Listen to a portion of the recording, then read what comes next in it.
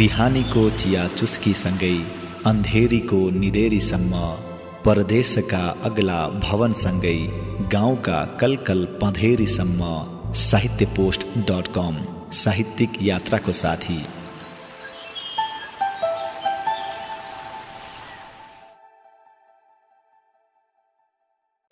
कोलकाता एकचोटि हेरिसकेपछि फेरि हेर्न नपर्ने सहर। कोलकाता भारतको सबभन्दा बढी घना बस्ती भएको सहर हो। म यहाँ धेरैपल्ट छोटो छोटो अवधिका निमित्त गइसकेको थिएँ, तर कहिल्यै पनि पर्यटक भई पर्यटकको दृष्टि लिन भने गएको थिइनँ। जहिले पनि केही कार्य केही उद्देश्य लिएर मात्रै जाने गरेको थिएँ। त्यसो त भारतका केही अरू सहरहरू तथा गाउँहरूको पनि बेला बखत विभिन्न कामले भ्रमण गरेको छु। यसो हेर्दा मलाई कोलकाताभन्दा दिल्ली चम्किलो र दिल्लीभन्दा बम्बई रमाइलो लाग्छ। तर पनि कोलकातासँग स्थापित भावनात्मक सम्बन्धले गर्दा कोलकाताका केही स्मरणहरू खोतल खातल गरी उभिएको छु। म जति आफ्नो देशलाई जननी जन्मभूमिश्च स्वर्गादपि गरिएसी ठान्छु, त्यति कोलकातालाई निश्चय नै ठान्न सक्दिनँ। तर भारतका अरू कुनै पनि ठाउँभन्दा म बढी कोलकातालाई मन पराउँछु। कोलकाता एक किसिमको मेरो पुनर्जन्म भएको स्थान हो, यदि नढाँटी भन्ने हो भने। जीवन मरणको दोसाँधमा छटपटाइरहँदा काठमाडौँमा भन्दा साधन सम्पन्न तथा भारतका अरू ठुला सहरमध्ये नजिक पर्ने कोलकाता मेरो आँखा अगाडि आइपुगेको थियो। त्यसबेला म मेरो शरीरभित्र पत्थर विशेषको संरचना भएको हुँदा छटपटाइरहेको थिएँ। शल्य चिकित्सक छाडेर अरू विकल्प केही देखिएको थिएन। त्यसबेला काठमाडौँको अवस्था अहिलेको जस्तो थिएन। डाक्टरहरू पनि त्यो बेला अहिलेको जस्तो पोक्त अनुभवी थिएनन्। आफ्नो उत्कृष्ट अभिलाषा र पूज्य आमाको अगाध वात्सल्य प्रेमको फलस्वरूप म कोलकाता पुगेँ। त्यसबेलाको राष्ट्रिय फोकर फ्रेन्डसिप विमान चढेर। आपद विपद पर्दा आउने अलौकिक प्रेरणा कस्तो हुन्छ भन्ने सत्यको अनुभव त्यस्ताका आफूलाई हुनसम्म भएको थियो। हामी बाचुन्जेल जतिसुकै धाकधक्कु रवाब देखाए पनि जीवन मरणको दोसाँधमा पर्दा ईश्वरीय अनुभूति मनमा रहनसम्म हुँदो रहेछ भन्ने तथ्य मैले 100% अनुभव गरेको छु। यदि कसैले त्यहाँ परमात्मा छैन, ईश्वर बस्ने स्वर्ग देखाइदिए म त्यहाँ जान्छु भन्ने निरर्थक दृष्टता गर्छ भने म उसलाई गालामा एक चड्कन खुब मजाले दिनेछु। अनि उसले ऐया भन्ने बित्तिकै म तत्काल प्रश्न गरिहाल्छु, खोइ देखाउनुहोस् हजुरलाई दुखेको भन्ने कुन चराको नाउँ हो, कहाँ कस्तो रूप हुन्छ त्यो दर्शन गरौँ। निश्चय नै गाला रातो हुँदैमा त्यो पीडा होइन, यो त एउटा अनुभूति मात्रै हो, स्वयं आफैलाई मात्रै हुने, जहाँ नेत्र दृष्टिको पहुँच हुनै सक्दैन। हो, कलकत्ताका स्मरणहरूलाई खोतल्न साथ सर्वप्रथम मेरा ती दिनहरूको सम्झना हुन्छ जुन दिन म आफ्नो पत्थरी संरचनाको पीडाको शमन गर्न त्यहाँ शल्य चिकित्सक कहाँ गएको थिएँ। कोलकातामा त्यो मेरो चौथो पटकको पदार्पण थियो, जहाँ केन्द्रीय पिजी हस्पिटल पुगेँ। त्यहाँ वरिष्ठ डाक्टरहरूमध्येमा एकजना नेपाली पनि रहेछन् जसलाई डाक्टर छेत्री भन्थे। नेपालीको नाताले उनीबाट केही उपयुक्त सरसल्लाह प्रदर्शन पाउने आशाले म सरासर उनी कहाँ पुगेँ। तर नेपालीले नेपालीबाट आशा गर्ने व्यवहार उनीहरूबाट नपाउँदा निराशको कटु अनुभव मलाई हुन गयो।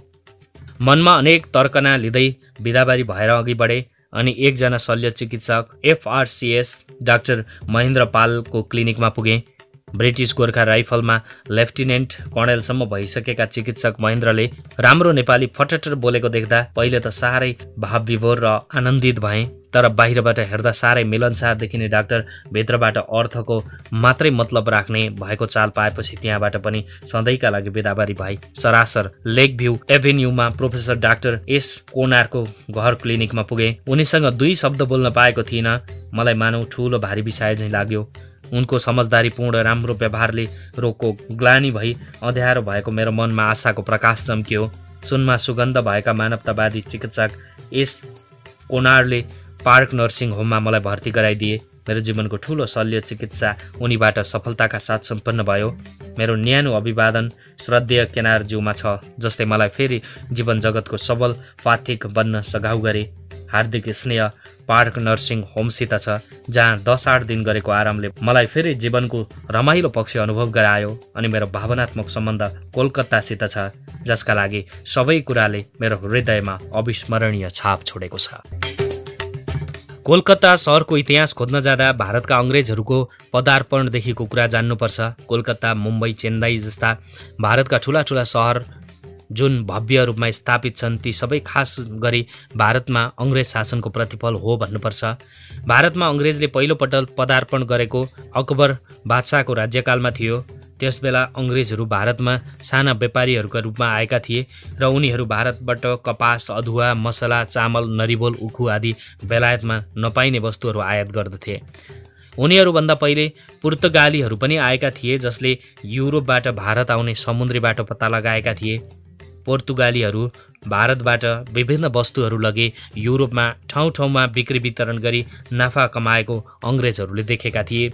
उनीहरू पोर्तुगलीहरूको प्रतिद्वन्दी बन्न तम्से र भारतमा फटाफट व्यापारीहरूको रूपमा प्रवेश गर्न लागे। कालान्तरमा तिनीहरूले भारतको व्यापारमा मजबुत जग बसाल्न एउटा सङ्गठनात्मक व्यवस्थाको सिर्जना गरे जुन इस्ट इन्डिया कम्पनीको नामले प्रख्यात थियो।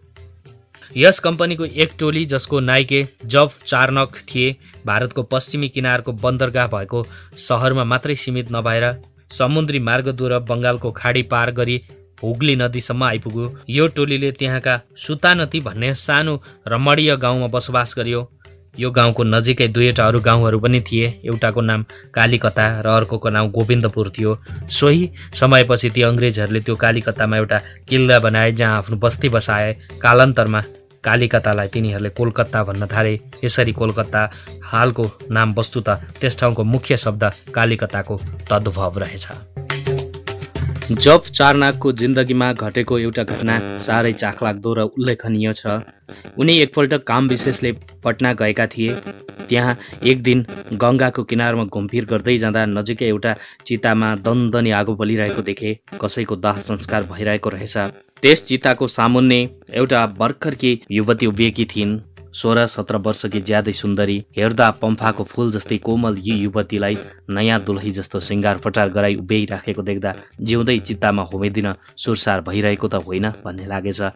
यो दनदनी बलेको चिताको रातो ज्वालाले त्यो युवतीको रूप झन् निखारिरहेको थियो। यस्तै सुन्दरी अब छिनभरमै जबरजस्ती मृत पतिको लासको साथै होमिन जाने छिन् र निमेषभरमै उनको त्यो ढुकढुकी भएको शरीर खरानी बन्नेछ भन्ने निश्चय भएपछि जब चार्नकको मुटु निमोठिएर आएछ र मानिसको अक्षम्य गल्तीप्रतिको क्षोभले उनमा दैवी गुण प्रादुर्भाव भएछ। उनले तुरुन्तै आफ्ना सहयोगीहरूको सहायताबाट त्यस युवती त्यहाँबाट बलजबती अपहरण गरेर लगेर उनीसँग पछि विवाह समेत गरे। अङ्ग्रेज साहेबको यो हिम्मत तथा मानवतावादी कार्यका लागि म उनलाई अभिवादन गर्दछु। त्यो युवती जातले ब्राह्मणी रहेछिन् र नाम थियो लीलावती। अङ्ग्रेज साहेबकी श्रीमती भएपछि लीलावतीबाट 3 छोरा भएछन्। सेन्ट जोन नामक गिर्जाघरको एउटा एकान्त ठाउँमा कोलकाता सहरको संस्थापक जब चार्नाक र उनकी भारतीय जीवनसँग नि लीलावतीका समाधि सँगसँगै राखिएका अद्यापि छँदैछन्। बेलायतको सानो रूप कोलकाता। बाघ नदेखेकालाई बिरालो देखाउनु तथा सियाल नदेखेकालाई कुकुर देखाउनु भने जस्तै बेलायत नदेखेकालाई कोलकाता देखाउन हुने गरी अङ्ग्रेज शासकहरूले यो सहरको हुनसम्म राम्रो गरी निर्माण गरेका थिए। अहिले पनि मलाई लाग्छ भिडभाड नभएको समय पारी यदि कसैले Dalhousie square, high court area, old court house street, Maidan तथा चौरङ्गीतिर गई आँखा घुमाई हेरेमा पुरानो बेलायतको केही झझल्को भइहाल्छ। सन् 1912 सम्म ब्रिटिसहरूको राजधानी भइसकेको कोलकाताको ठाउँ ठाउँमा त्यस बेलाको निर्माण कार्य देख्दा भारतमा स्वतन्त्रता हुनु अघि ठुल्ठुला आयोजनाहरूको मूर्त रूप कार्यान्वित भएको रहेछ भन्ने लाग्छ। तर त्यस बेलाका बुगासा जस्ता शासकहरूले अधिकांश आफ्नै मात्रै हितार्थ कार्यप्रणाली सञ्चालन गर्ने गरेको भारतीयहरू भन्नु नै धनी देशका गरिब जनता हुन् भन्नुपर्ने भएको थियो।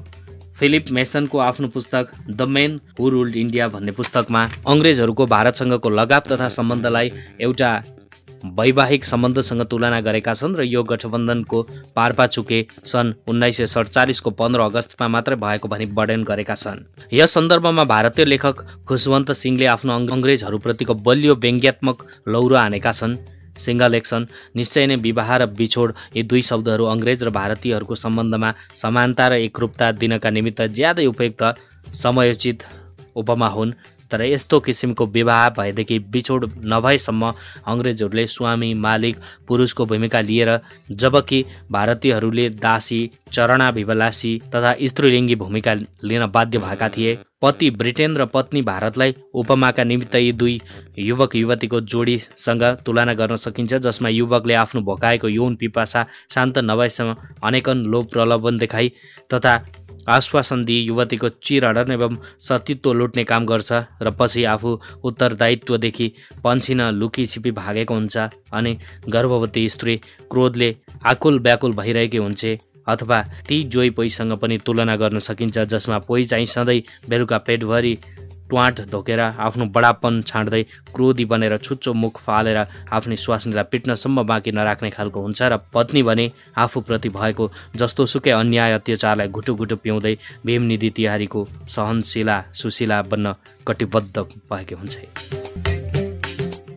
कोलकाताको मैले करिब 15-16 चोटि यात्रा गरिसकेको छु। त्यसमा भिक्टोरिया मेमोरियलको भ्रमणको सम्झना आजसम्म पनि ताजा भएर रहेको छ। त्यो मेमोरियल हल मैले दिनभरि हेरेको छु। शाहजहाँका आफ्नै प्रेयसीको सम्झनामा विश्व प्रसिद्ध अनुपम भवन ताजमहल खडा गरे। तब बेलायती महारानी भिक्टोरियाको मृत्युपछि उनको सम्झनामा चिरस्थायी पार्न कोलकातामा भिक्टोरिया मेमोरियल हलको निर्माण गरी भारतीयहरूले आफ्नो महारानीप्रति चिर स्मरणीय स्वामी भक्ति प्रदर्शन गरे। सन् 1901 को जनवरी महिनामा महारानी भिक्टोरियाको मृत्यु पश्चात भारतका तत्कालीन वाइसराय लर्ड कुर्जनले तुरुन्तै महारानीको सम्झनामा एउटा ठूलो भव्य स्मारक भवन निर्माण गर्ने बेहोरा जनसमक्ष प्रस्तुत गर्दा भारतीय जनताले यस प्रस्ताव रूपी होस्टेललाई खुल्ला दिलले हैसे गरी राजभक्ति देखाए। भनिन्छ यो स्मारक बनाउन भारतीय जनताबाट भारतीय रुपैयाँ 1 करोड चन्दा उठेको थियो। बेलायतमा तत्कालीन युवराज जर्ज पाँचौँबाट 1906 को जनवरी 4 तारिकका दिन यो भवनको शिलान्यास धुमधामसँग भयो। यसको निर्माणलाई चाहिने सिंगमरमर पनि राजस्थानको नागोरा प्रान्तको मकराना भन्ने ठाउँबाट ल्याइएको थियो, जहाँबाट ताजमहल बनाउन सिंगमरमर लगिएको थियो। यस भवनको निर्माण कार्य पूरा गर्न ठ्याक्कै 30 वर्ष लागेको रहेछ। अंग्रेज अक्षरको एच जस्तो देखिने यो भवनलाई ब्रिटिस वास्तुकला, इटालियन मूर्तिकला तथा भारतीय कालीगढको त्रिवेणी हो भन्नुपर्छ। भिक्टोरिया मेमोरी हल चाहर्दा मलाई आग्राको ताजमहलको सम्झना भयो, तर त्यो ताजमहलको बाहिरी बनावट जति हिस्सी छ त्यति पाइन्न। त्यसो भए तापनि भित्र घुम्दा मलाई निक्क प्रसन्नता लाग्यो। यो भवनका विभिन्न कोठाहरू विभिन्न प्राचीन वस्तुहरूले सजाइएका छन्। मुगल साम्राज्यका विभिन्न झाँकीहरू देखाउने प्राचीन विवरण चित्रहरू, भारतीय हस्तलिखित दुर्लभ पुस्तकहरू र भारतीय तथा अंग्रेज लौह पुरुषको जसले 18औं, 19औं तथा 20औं शताब्दीमा भारतीय इतिहासमा उल्लेखनीय भूमिका खेलेका थिए बहुमूल्य चित्राकृतिहरू ठाउँ ठाउँमा मिलाएर राखेका छन्। सिंगमरमरले बनेको प्रसिद्ध पुरुषका उत्तम मूर्तिहरू एवं प्राचीन एवं अर्वाचीन विविध रूप दिने अस्त्र शस्त्रहरू यत्रतत्र मिलाएर राखिएको देख्दा होन्न हो यसले राम्रो राष्ट्रिय सङ्ग्रहालयभित्रको दृश्यको प्रतिनिधित्व गरेको हो कि भन्ने भान पार्छ। त्यस भवनभित्रको सबभन्दा बढी कलापूर्वक तथा पुरानो पाराको कलापूर्ण उत्कृष्ट ठाउँहरूको बीचमा गुम्बज मुनिको हल हो, जहाँ महारानी भिक्टोरियाको जीवनचर्या प्रमुख झाँकीहरू प्रस्तुत गरिएका छन्। त्योभन्दा बढी आकर्षक मलाई एउटा कोठा लाग्यो जहाँ कोलकाता सहरको बदलिँदो रूप चित्रहरू टाँगिएका छन्। 18औं शताब्दीदेखि 20औं शताब्दीसम्मका कोलकाताका रूप कसरी बदलिँदै आएको रहेछ ती भित्तामा टाँगिएका चित्रहरूले प्रष्टसम्म मुख भावले औँल्याइरहेका छन्। विभिन्न विद्वानहरूले कोलकाता शहरको विषयमा इमान्दारिताका साथ पोखेका उद्गारहरू मध्येमा यस शहरको इज्जत बढ्नुको सत्ता हुनसम्म घटेको अनुभव गरेको छु। त्यसो त यसको मौलिक संस्कृति, उच्च बौद्धिक धरातल, राजनैतिक महत्ता, साहित्यिक मौलिकता र व्यापारिक महत्त्वलाई कसैले नकारेको छैन। यो निर्विवाद हो। तर पनि यहाँ व्याप्त दरिद्रता, घना बस्ती, महामारी, रोग, लथालिङ्ग अवस्था आदिलाई हेर्दा के भारतमा कोलकाताको अस्तित्व पछिसम्म रहिरहला र भन्ने आशंका मलाई पनि नभइरहन सकेन र मेरो अन्तस्करणमा प्रश्नहरू रोमलिन्छन्। यहाँ मानिसहरूले कसरी जिन्दगी गुजारिरहन सकेको होला? भविष्यका लागि किन कुनै आयोजना नगरिएको होला? रबर्ट क्लाइभले यो सहरलाई विश्व ब्रह्माण्डमा सबैभन्दा दुष्ट, अधर्मी, पापी ठाउँ भनी बयान गरेका छन्। डोम मोराइसले यसको तुलना माकुराको जालोसँग गरेका छन्। कसैले यसलाई डरलाग्दो रात भनेका छन् भने विन्स्टन चर्चिलले आफ्नी आमालाई पत्र लेख्दा म त्यस सहरलाई हेर्न सधैँ उत्सुक रहनेछु, किनभने एकपल्ट त्यहाँ पुगेपछि फेरि त्यसलाई हेर्ने आवश्यकता रहने छैन भनी लेखेका छन्। रुडयार्ड किपलिङले त आफ्नो एउटा कवितामा मलै मलको दलदलमा संयोगै संयोगले खडा भएको, मलै मलको दलदलमा संयोगले खडा भएको, दरबार, गोठ, टहरा सँगसँगै गरिब अनि रौनक समेतको नैतिक पतन नै गराउने घना बस्तीको सहर हुन्छ जहाँ सधैँ मृत्युको दृष्टि निरन्तर। मैदानदेखि भिक्टोरिया मेमोरियल हल अनि फोर्ट रेस कोर्स, क्याथोड्रल, ल कोर्ट, पुराना कलात्मक मन्दिरहरू मात्रै होइन, हाल निर्माणका नयाँ नयाँ गगनचुम्बी भवनहरूले समेत एकातिर कोलकाताको ज्ञान तथा रौनक हेर भनी औल्याएका छन् भने अर्कातिर गोरुले जस्तै ठेलागाडा तानिरहेका, दुई पाङ्ग्रे रिक्सामा मानिस स्वयं घोडा बनेर तानिरहेका, काम नपाई निराश भएका, स्वच्छ हुँदाहुँदै बिचारा माग्ने बनिरहेका, जताततै फोहोरको डङ्गुर थपिँदै गइरहेको, बस्तीतिरका बच्चा खान नपाएर भोकभोकै मरिरहेको देख्दा साँच्चै किपलिङ महोदयले माथि उद्धृत कवितामा 100% सत्य भएको मलाई मात्रै होइन, कोलकाताका नव आगन्तुक जो कैलाई पनि सर्लङ्ग हुन्छ भन्ने मेरो धारणा छ। कोलकाताका कुना काप्चा गल्ली बस्तीको त के कुरा, मुख्य सडकमा समेत मानिसहरू सुतिरहेका जस्तै देखिने तर कहिले उठ्नै नपर्ने चिर निन्द्रामा परिरहेको घटना बारम्बार देख्न पाइने रहेछ। एकपटकको कुरा हो, म कोलकातामा 4-5 दिनका लागि गएको थिएँ। टन्टलापुर घाम लागिरहेको थियो, तैपनि आफू चौरङ्गीतिर उँभो लागिरहेको थिएँ। त्यहाँ सडकको छेउतिर एकजना अद्वैंसे मेरो आँखा सामुन्ने पर्यो, जो सुतिरहेको देखेँ। चिर निन्द्रामा परिसकेको छ भन्ने त्यहाँ खासखुस कुरा भएबाट थाहा पाएँ, तर कसैलाई च भन्ने फुर्सद पनि थिएन। कोही यसो पुलक्क हेर्छन्, यस्तो घटना त्यहाँको नियमित आकस्मिकता नै हो भन्ठान्दा हुन् अनि खुज्रुक्क गइहाल्छन्। भोलिपल्ट त्यतैतिर फेरि पुगेर हिजोको त्यो मृतदेह त्यहाँ नभएको देखेँ। सायद त्यहाँको म्युनिसिपालिटीले त्यहाँका मरेका कुकुर कतै गाड्न वा फ्याँक्न लगे चाहिँ त्यसलाई लग्यो होला भन्दै हिँडे।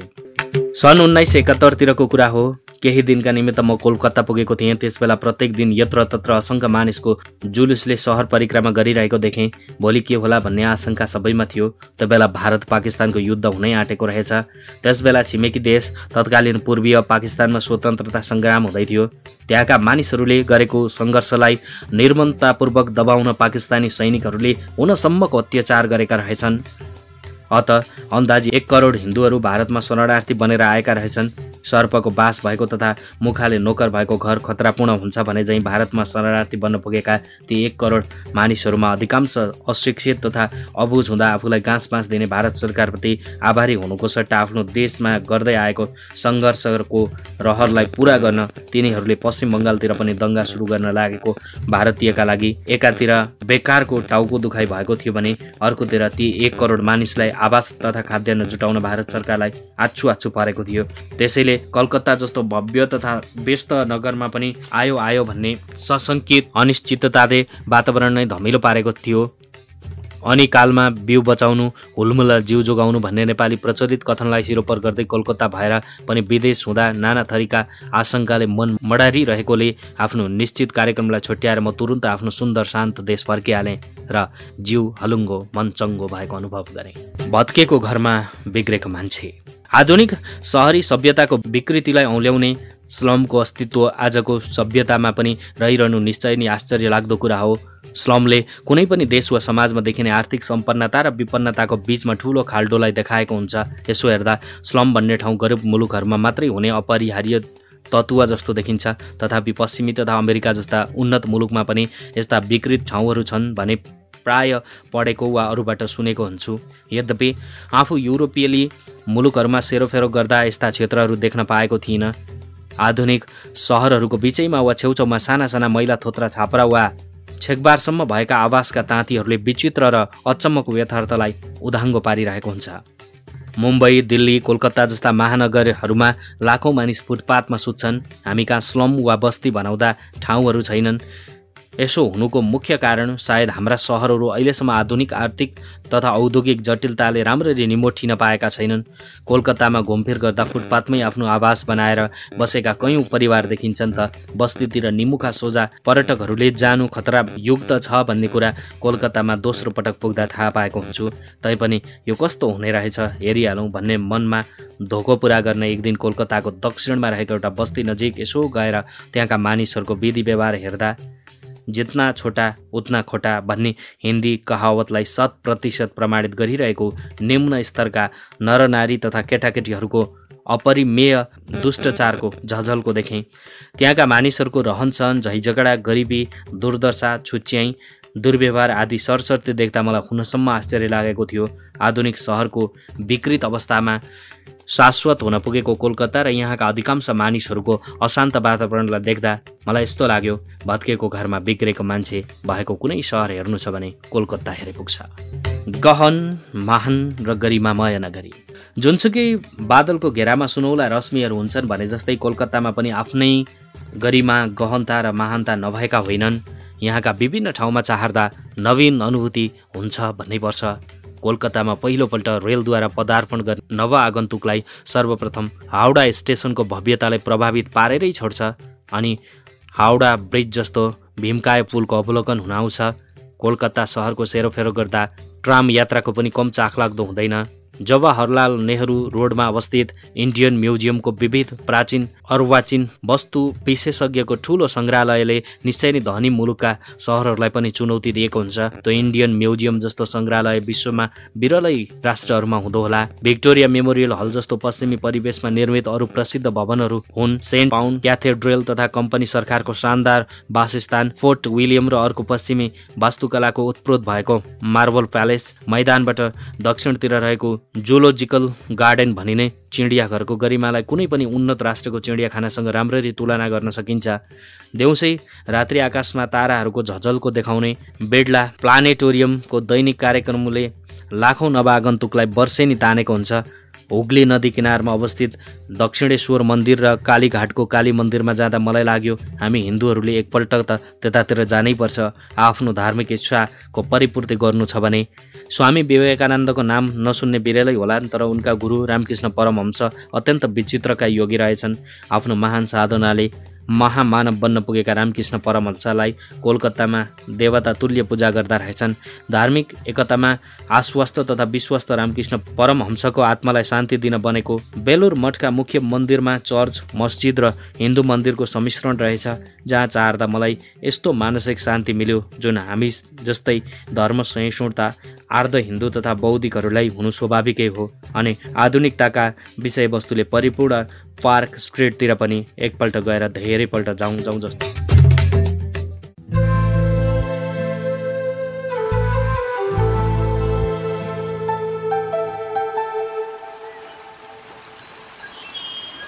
बिहानीको चिया चुस्कीसँगै अन्धेरीको निदेरीसम्म, परदेशका अग्ला भवनसँगै गाउँका कलकल पँधेरीसम्म, साहित्यपोस्ट.com साहित्यिक यात्राको साथी।